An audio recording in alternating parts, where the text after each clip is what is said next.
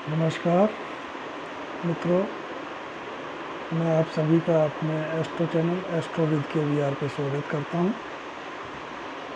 अभी तक हम लोगों ने मेष से कर्क लगन तक 12 भावों में प्रभाव के बारे में अध्ययन किया। अब हम सिंह लग्न में सूर्य का 12 भाव में प्रभाव का अध्ययन करेंगे।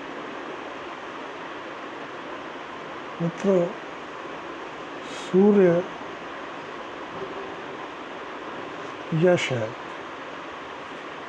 सूर्य तप है, सूर्य सम्मान है,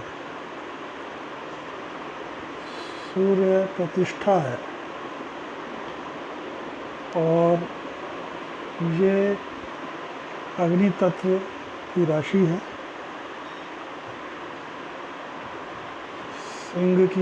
सिंह लग्न की सिंह राशि की मूल त्रिकोण राशि है और विषम राशि होने के कारण 0 से 5 अंश तक ये व्रतावस्था में और 20 डिग्री तक जो है ये बलवान रहते हैं।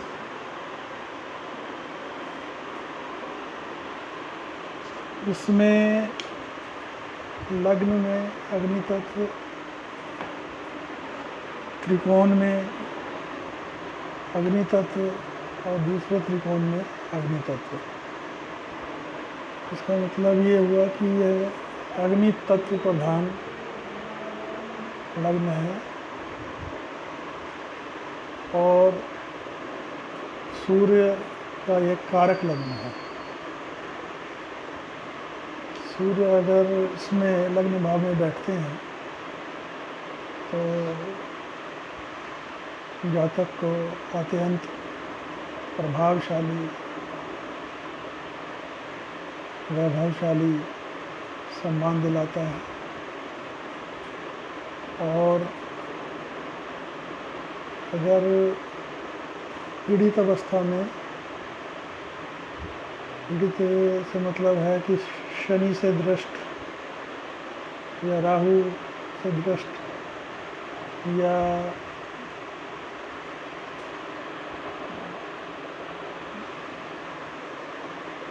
राहु से दृष्ट होने पे या तो जातक को हड्डियों में दर्द, बाल झड़ने की समस्या, आँखों की समस्या, पिता से संबंध खराब, इस तरह की प्रॉब्लम आती है। अब आ जाते हैं धन भाव में। धन भाव में जो है पृथ्वी तत्व की राशि है सूर्य। यहाँ पे अगर रहेंगे तो कोई दिक्कत नहीं है। यहाँ से वो अष्टम भाव में देखेंगे जल तत्व। यहाँ पे पीड़ित होने की अवस्था में स्वास्थ्य की दिक्कत आएंगी, नेत्रों में समस्या आएगी। बाकी अगर पीड़ित नहीं है तो कोई दिक्कत नहीं है।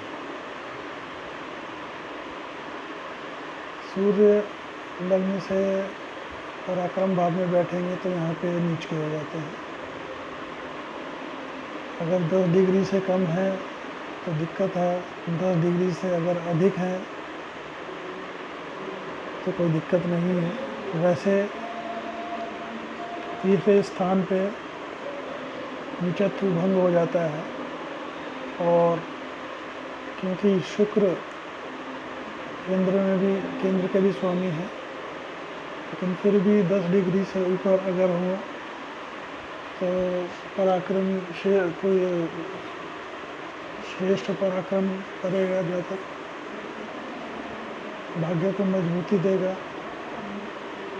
जातक के छोटे भाई बहन उससे फ़ायदा लेने वाले होंगे और इस लग्न में तुला 7 नंबर ही एक अकारक ग्रह है, अकारक घर है पराक्रम वाला। अब आ जाते हैं हम चतुर्थ भाव में।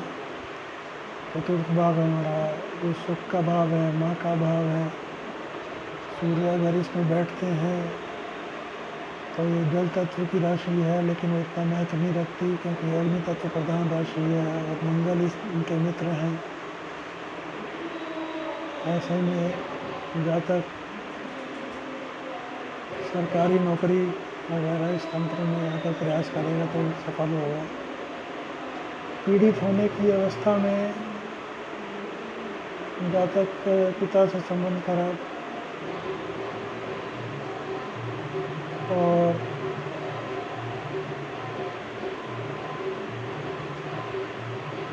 माँ के स्वास्थ्य में दिक्कत, इस तरह की तकलीफें आएंगी।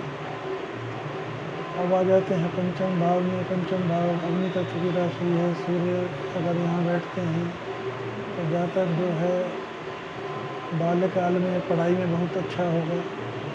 नेत्रों की समस्या हो सकती है और यहाँ भाग्य का भी साथ मिलेगा। धन वगैरह में भी कोई अच्छा धन मिलेगा यहाँ पे बैठने पे। लेकिन यहाँ सूर्य के बैठने से किसी भी लग्न में हो, सूर्य अगर यहाँ बैठता है तो संतान उत्पत्ति में दिक्कत देता है। पीड़ित होने की अवस्था में तो देगा ही, लेकिन यहाँ पे संतान में गर्भ धारण करने में दिक्कत होती है। अब आ जाते हैं षष्ठ भाव में। अगर लग्नेश षष्ठ में बैठेगा, ये एक अवयोग है। जातक यहाँ पे बैठेगा तो ये उनके शनि उनकी शत्रु की राशि है और पीड़ित अवस्था में रोग, ऋण और कोर्ट कचहरी वगैरह के इस तरह के कामों में खर्च कराएगा। सप्तम भाव में सूर्य बैठते हैं तो वायु तत्व की राशि है, उनके पुत्र की राशि है। अगर सूर्य इसमें बैठते हैं और सूर्य से तात्कालिक मित्रता है तो कोई दिक्कत नहीं। अगर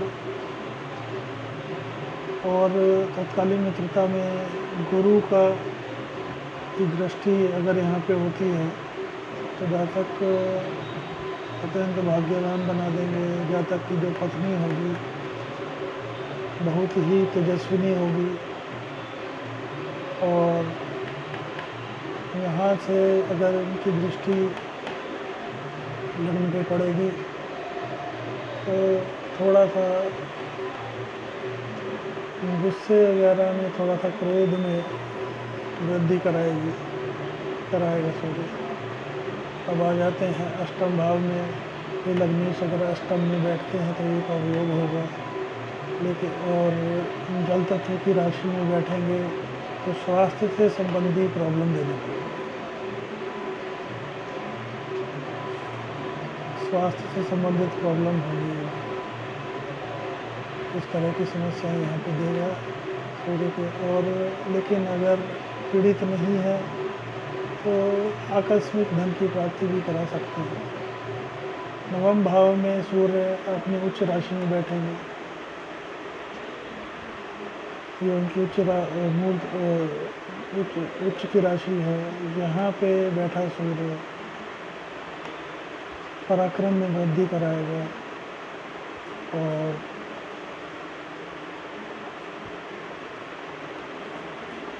यहाँ पे बैठा सूर्य बहुत ही श्रेष्ठ लाभ देगा। जहाँ तक यहाँ पे अगर सूर्य को बलवान, अगर कम डिग्री का है तो बलवान करने के लिए माणिक्य धारण करे, उससे उसका जो है लग्न मजबूत होगा और लग्न के साथ साथ पराक्रम मजबूत होगा, भाग्य में वृद्धि होगी।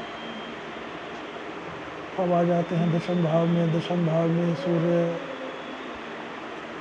पृथ्वी प्रधान राशि में है, सूर्य की राशि शुक्र की राशि में है।